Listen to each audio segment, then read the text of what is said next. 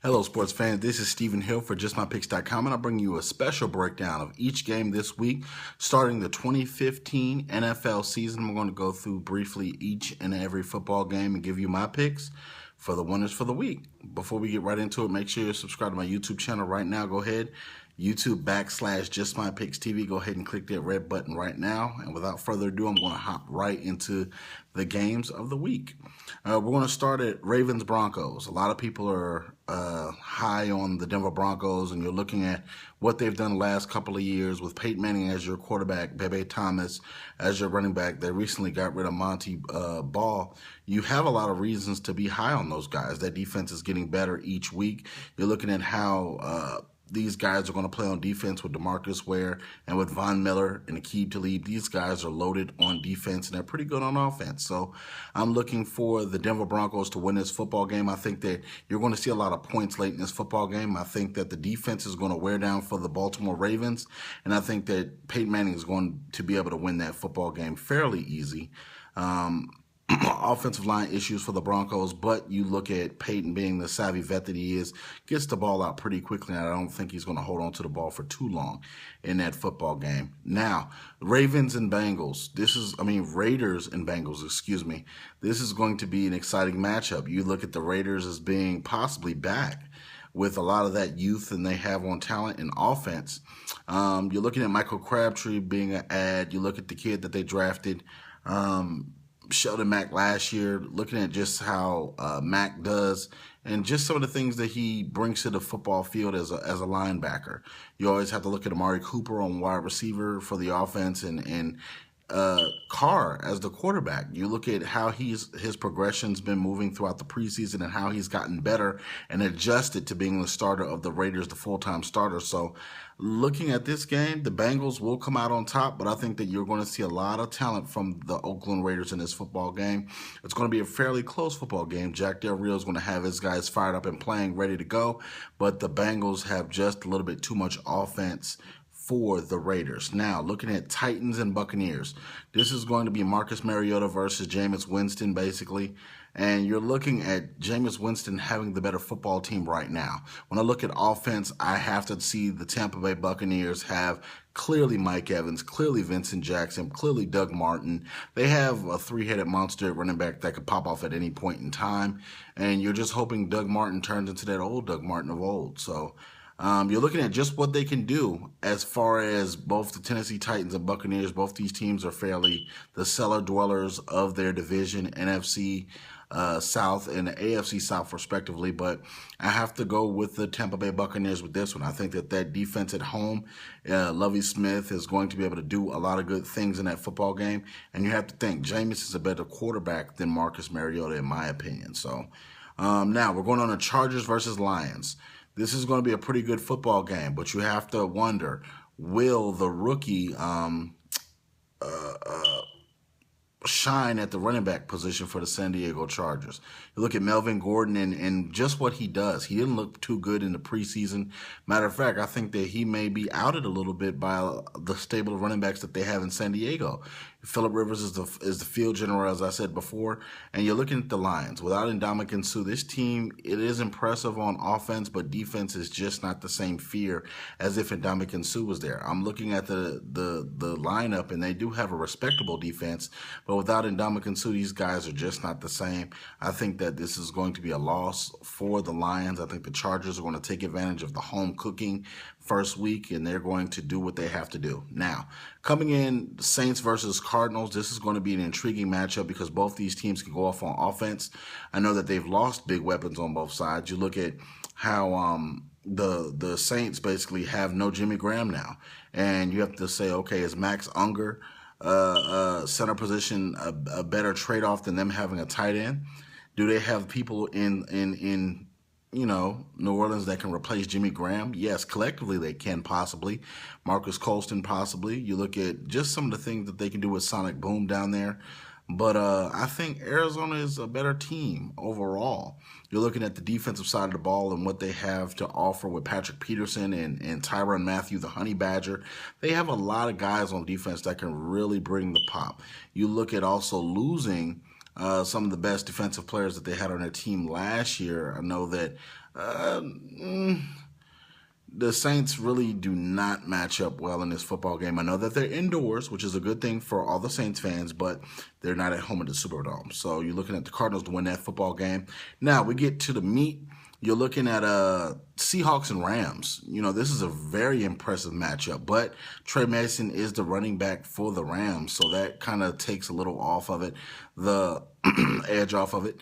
The Nick Foles situation, as far as him being quarterback, I don't think that they're able to get this job done versus the Seahawks.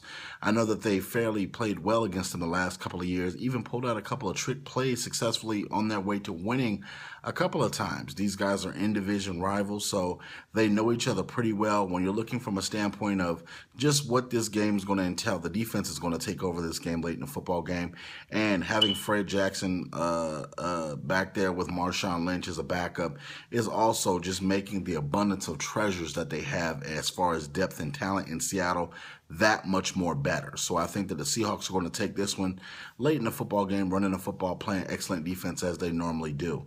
You're looking at Panthers taking on Jaguars. As much as losing Kelvin Benjamin hurts, it's not going to hurt in this football game. You have to keep in mind the Jacksonville Jaguars are cellar dwellers. They are not that good. They have Blake Bortles as the quarterback. They continuously draft, and you look at the draft pick that they got this year, they got hurt within the first couple of practices of rookie practice, so you don't really have that added dimension of adding a new guy, if you will, and him making a difference up front. So I think that the Panthers defense is going to hush the Jaguars and stymie them early and often. You'll see Cam Newton doing the Superman pose, busting out his shirt a couple of times. Excuse me, but I think that the Panthers are going to win this game fairly easily and go to 1-0. Now, we're looking at Dolphins-Redskins. Ndamukong Suh is a scary person. You look at what he did in Detroit, and he didn't have that much help as far as big-name guys go. Yeah, you had your Cliff Avrils. Yeah, you had things like that. But he has a known pass rusher as Cameron Wake. I think Cameron Wake is the most polished pass rusher he's ever had beside him his whole career. You look at Vanden Bosch and things like that. Cameron Wake is a beast. He's a different part.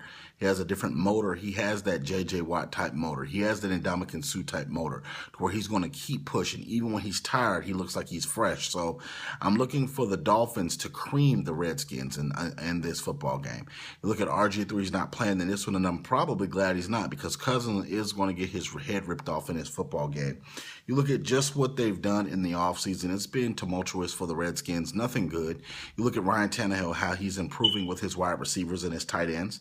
They did lose Clay in the offseason. They did lose a couple of good players, but losing Mike Wallace to me isn't a loss if you look at his production through the years. So I'm looking at exactly what this comes down to. It's going to be defense.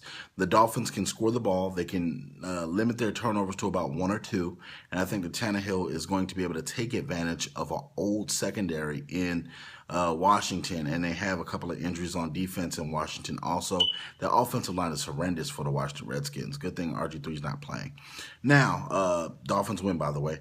Colts versus Bills. This is an intriguing matchup. I don't know why this is not going to be one of the top games of the week on television, but Colts versus Bills. Looking at Andrew Luck and how he has Frank Gore, Andre Johnson, how he is able to have T.Y. Hilton on the outside, blowing tops off coverages.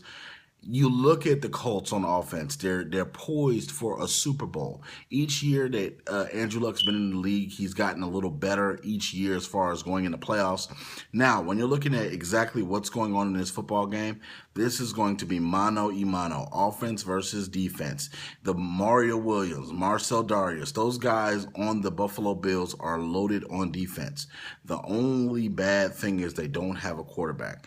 I know that you have E.J. Manuel as a backup. I know that you have Tyrod Taylor as your starting quarterback, but those guys are not premium quarterbacks that are going to win you football games in the NFL. You're going to have to eke out first downs running the ball.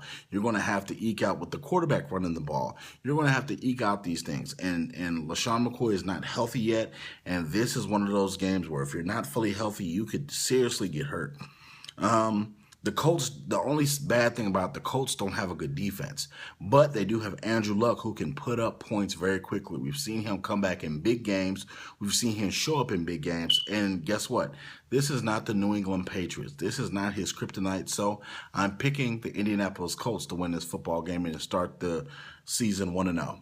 Next up, Jets versus Browns. The Jets versus Browns is a good matchup because this is going to be a pure defensive matchup. You look at Revis and Cromartie and those boys and how they have Muhammad Wilkerson, and they're deep on the defensive line. And their linebacker core is so stacked and loaded. The Jets are going to outmuscle the Cleveland Browns. I know you got Joe Hayden on the other side and things like this, but it's going to be a run the ball game in this one. It's going to be ground and pound, even though Rex Ryan's not there. It's going to be a lot of rushing of the football because these wide receivers like Brandon Marshall and Eric Decker, they're going to get theirs because, you know, Brandon Marshall's going to get his at the number one. Eric Decker's going to come open. So, but when it comes down to it, I think running the football and solid defense in this one. Revis Island is going to shut down any threat that the Browns have as far as that. Cromartie is going to shut the other receiver down that tries to get open. So I'm looking for the Jets to win this one in a high field goal game. So you're looking at least 6 field goals made between one of these teams because I think that they're not going to be able to edge out each other as far as the defense goes, but you'll get close enough to where you can continuously kick field goals in this football game. Jets win in this one in a slow, steady game. Now, coming up, Chiefs versus Texans. J.J. Watt, let's just face it, the best player in the NFL right now. He can do offense, he can do defense, he can run for president. He can do it all at this point. The only thing is, J.J. Watt does not have other guys on his team that play with that same high motor energy each and every play. If they did, the Texans would be undefeated right now. The quarterback position has a lot of question marks. The running back position without Arian Foster has a lot of question marks. The wide receiver position with these bad quarterbacks that you have starting for the Texans, either way it goes, Mallett or Hoyer, they're both not premium quarterbacks, so that scares me a lot. And I think that overall, when you see this game, you're going to see the Kansas City Chiefs defense sprout up and do what they did last year. You know that they have one of the best pass rushers in Houston coming back. He's got that big contract. He's happy. And now you have to look at them having Alex Smith as the quarterback, game manager, West Coast offense, Andy Reid. He's got a lot of good stuff in that stable. Also, getting Jeremy Maclin from the Philadelphia Eagles is going to be huge because last year they didn't have a lot of they didn't have a single touchdown, to be exact, from the wide receiver position. So that's going to add another dimension, another bonus, another deep play threat for these guys also. You got Jamal Charles. I'm picking the Chiefs to win this football game. I think that they'll be able to get the offense going on the road in Houston inside the stadium. And I think that they'll be able to do this and win this game solidly on the road. Andy Reid has a way of winning big football games on the road, as is history with the Chiefs and with the Eagles. Coming in, the Packers versus Bears. So the Packers versus Bears. If I'm not mistaken, Aaron Rodgers is still the quarterback of the Green Bay Packers, correct? Yeah. So I'm going to pick the Packers.